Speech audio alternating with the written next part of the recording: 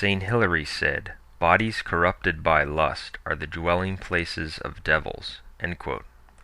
In the books of Samuel, or 1st and 2nd Kings if you have a Douay-Rheims Bible, we read about David.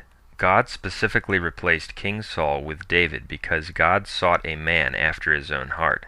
In Acts 13:22 we read, quote, "And when God had removed him, Saul, he raised them up David to be king, to whom giving testimony he said, I have found David, the son of Jesse, a man according to my own heart, who shall do all my wills." End quote.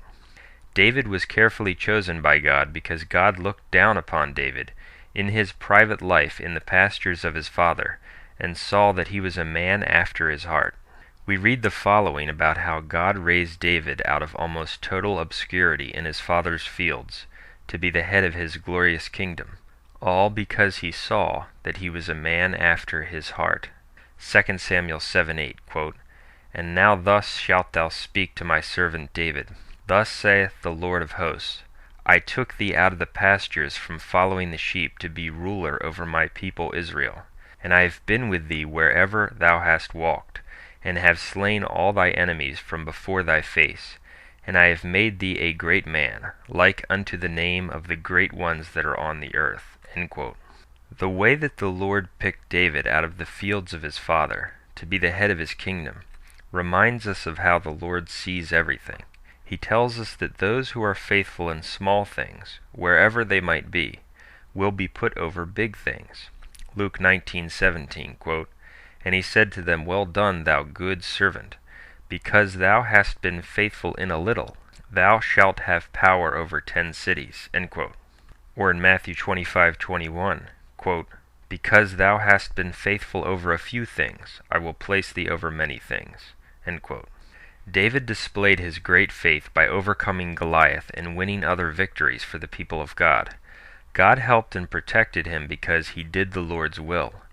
But then David saw Bathsheba and lusted after her. Consenting to this lust, David put himself into a state of sin. He then committed adultery with her and had her husband murdered by deliberately putting him into a fatal spot of a war. It is clearly indicated in 2 Samuel 12:13 that David would have spiritually died, meaning he would have been damned, if he had not sincerely repented and completely turned from this sin. We must think of the tragic fall of David, the cataclysmic fall of a man who is especially chosen by God, to the blind state of a selfish adulterer and murderer, was all caused by a sin of lust and impurity. Lust and impurity can and does destroy that which is so precious and holy. This also reminds us of what we read in Matthew 6:22-23, quote, "The light of thy body is the eye. If the eye be single, thy whole body shall be lightsome.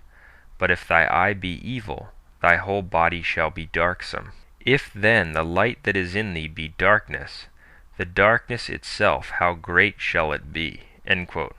Darkness or evil can come into the soul through the eyes, by looking at impure images or by consenting to impure and lustful thoughts. For more information, see our website, vaticancatholic.com.